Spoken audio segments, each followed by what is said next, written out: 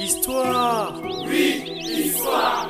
Nous allons vous raconter l'histoire d'un illustre homme de Dieu, prince de l'Église universelle, qui a marché sur les traces de son maître Jésus-Christ. Et comme lui, il a donné sa vie en sacrifice pour l'unité et la paix du peuple congolais. Son témoignage est vrai. Oui, nous en sommes tous fiers. Dans les hauteurs de Mfikabitungu, un hameau de la vallée de Malela Bombé, est né vers 1927 chez les Semo, fils de Mboma, un garçon, le troisième après Milongo et Ngoma. On l'appellera Biayenda. Biayenda kwa bilekwe. Ah, Biayenda quoi? En effet, Tassemo, le père géniteur de Biayenda, se plaignait constamment de l'indifférence de sa belle famille, qui ne faisait aucun effort de rendre visite à Mabiela, la mère de Biayenda. Pour ces mots, la belle famille ne lui apportait pas de soutien ni de l'assistance en diverses circonstances. Alors il s'étonnait que la belle famille avait tout emporté. La dot, les présents, tout ce qu'elles avaient reçu pendant le mariage, et il regrettait amèrement. Biayende! Quand le troisième fils voit le jour, Semo ne peut plus s'empêcher d'élever sa voix devant tout le village de Mfikabitungu.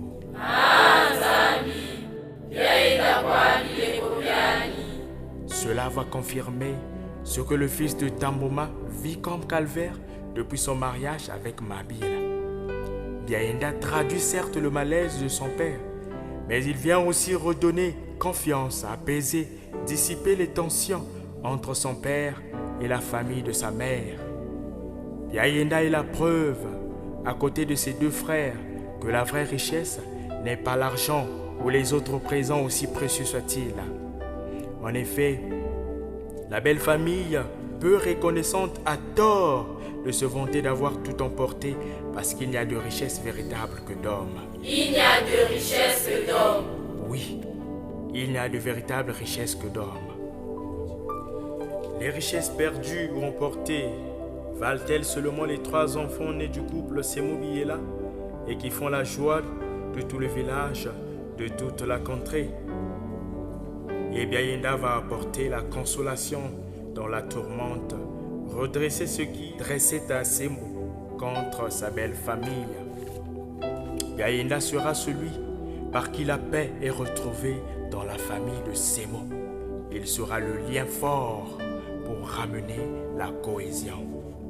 Biayenda viendra mettre fin aux menaces de divorce de ses parents. Tassemo ne supportant plus le silence irresponsable de sa belle famille. Quand Biayenda voit le jour, toutes les menaces s'arrêtent parce que les sages de Mfikabitungu, de Malela Bombé et de Mukombo lui ont déjà révélé les secrets de la richesse qui dure pour toujours. Mais, chers amis, connaissez-vous la richesse qui dure pour toujours? Les enfants. Oui, les enfants, c'est la vraie richesse. Les enfants vous rendent la joie perdue. Souvenons-nous de ceci.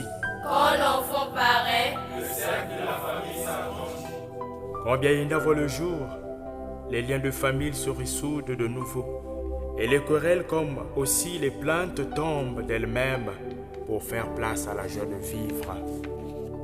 Et Biayenda va grandir dans cette ambiance de paix et de joie retrouvée. Et dès le bas âge, il sera préparé aux responsabilités de taille en jouant des rôles clés dans le village, se révélant au jour le jour comme un chef, comme un guide. Il apprendra à faire attention à tout ce qu'il dit, à tout ce qu'il touche pour lutter contre tout ce qui ne peut contribuer à la vie de bonheur. Toute sa vie ne sera que cette lutte acharnée contre ce qui dérange, ce qui perturbe la vie dans ses différents volets. Lutter et toujours lutter. Ceux qui vivent, sont-ils ceux qui luttent? Oui, ceux qui vivent sont ceux qui luttent. Et ne dit-on pas que dans la vie il y a des combats? Nous le savons tous que la lutte fait partie intégrante de la vie.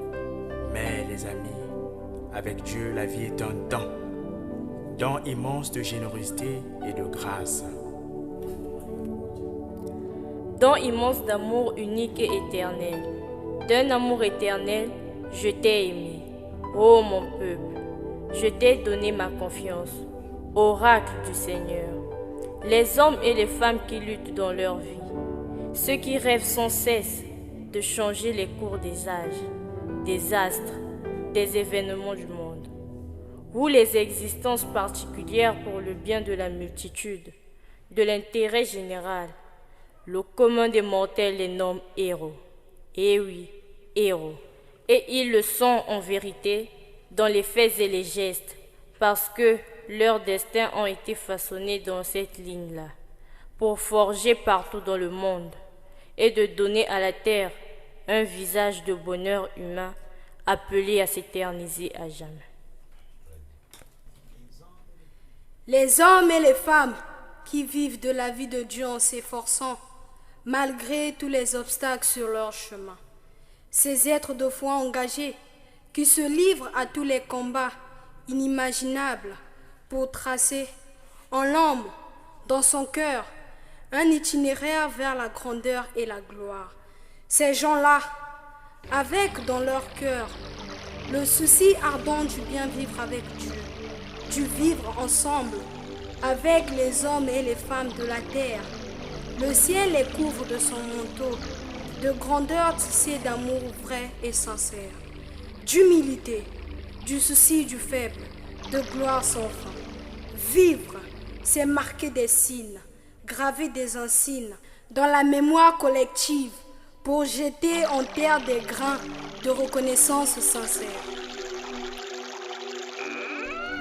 Vivre avec Dieu, c'est imprimer en grand caractère des valeurs inaliénables dans les cœurs ouverts à la grâce pour y faire entrer tout ce qui sonne amour, bonté, humilité, pardon et miséricorde infinie. La vie, quelle merveille! La plus grande, même aux yeux des mortels que nous sommes.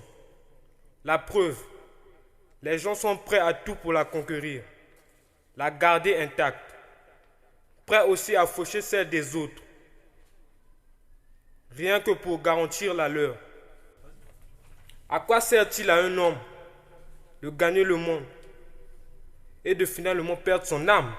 À quoi sert-il aussi de vivre, de mettre du zèle plus qu'ardent, de la vigilance exceptionnelle dans les gestes et les paroles si Dieu n'a pas sa place?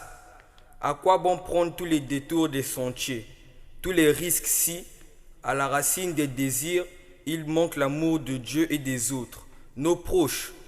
L'amour de Dieu nous fait signe. Suivons-nous son chemin tracé depuis la croix et qui descend dans le cœur de nos misères effroyables pour les changer en trésors de grand prix, en perles de préciosité indéniable.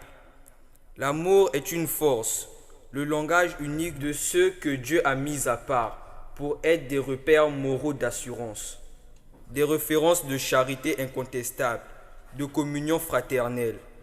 L'amour est un chemin qu'empruntent les hommes et les femmes dont Dieu a marqué les âmes du sceau de son Esprit Saint. Il est la source de vie qui coule sans s'arrêter. Le souffle imprévisible du monde, on marche vers la réalisation totale de l'humanité dans le dessein de Dieu. L'amour n'a qu'une science, qu'un langage, qu'un désir. C'est de faire connaître, aimer et servir Dieu, Jésus ressuscité en la divine Eucharistie. Le faire connaître à ceux qui ne le connaissent pas. L'apprendre à nous, les enfants grossiers et ignorants. Et Dieu est amour, l'amour de l'humanité, l'amour pour chacun de nous rendu présent et agissant en Jésus-Christ, ressuscité dont l'Esprit Saint a répandu les rayons lumineux dans nos cœurs. Ceux qui aiment sont donc ceux qui luttent avec Dieu, à ses côtés. Pour la vie des hommes, ceux-là même s'ils viennent à mourir, la vie les emporte auprès de leur Seigneur, et leur témoignage demeure à jamais. Des signes vivants qui désignent des itinéraires de foi et de salut. Ces gens-là, insistons-nous, sont nés de l'Esprit Saint. Ils n'ont en réalité que le langage de l'amour de Dieu, manifesté en Jésus-Christ. Ils vivent pour Dieu et ils demeurent en lui pour lui. Parmi eux, un homme que les gens ont bien connu chez nous aimés comme la prunelle de leurs yeux. Un homme en qui se sont côtoyés valeurs les plus sûres, vertus fondamentales, de la grandeur nourrie d'humilité. Un homme de vertu qui fut notre fierté et notre joie à tous. Un homme de foi, notre chemin, après le Christ pour nous mener à la connaissance du Père parfait. Un homme dont le sang répandu a mis dans le lot des témoins, offert en sacrifice de bonne odeur, à l'image de ceux d'Abel le juste et de Melchisédek le grand prêtre. Comme le Christ, à son image, il a été le serviteur fidèle et souffrant. Broyé par l'humiliation et la méprise des hommes, aveuglé par la haine et la rancœur. Cet homme, beaucoup entendent parler de lui, dans ce qu'il fit, dans ce qu'il fut aux yeux de Dieu et des hommes, ce qu'il représente aujourd'hui pour l'Église et pour notre pays. La grandeur de son cœur d'ouverture de notre peuple a un élan de fraternité aux larges dimensions. Ce témoin de la foi dont on rabâche sans cesse le nom, en égrenant les prodiges, qui peut le réciter par cœur, lire sa vie à travers les étapes décisives de son existence particulière et finalement le montrer à la terre entière tel qu'il est, tel que Dieu veut que nous le regardions et le voyions sous les crêtes d'âme, de valeurs choisies, mises à part pour s'aimer l'humilité, la charité et l'amour. Cet homme, Rome le compte dans la lignée des princes que l'Église vénère comme des monuments. Et nous, comment le regardons-nous? D'où est-il venu pour arriver là où le Seigneur nous l'a montré, comme figure de proue, comme modèle de foi? Comment a-t-il touché le monde environnant pour prouver que Dieu l'avait choisi à l'avance, pour arroser notre existence de l'éloquence de son témoignage d'amour et d'humilité? Pour ceux qui ont eu la chance et l'honneur de le voir à l'œuvre, de le toucher dans la grandeur de l'humilité, que Dieu accorde à ses amis de fidélité, que le témoignage de la vie de cette âme, perle divine, inonde leur vie des grands entêtés.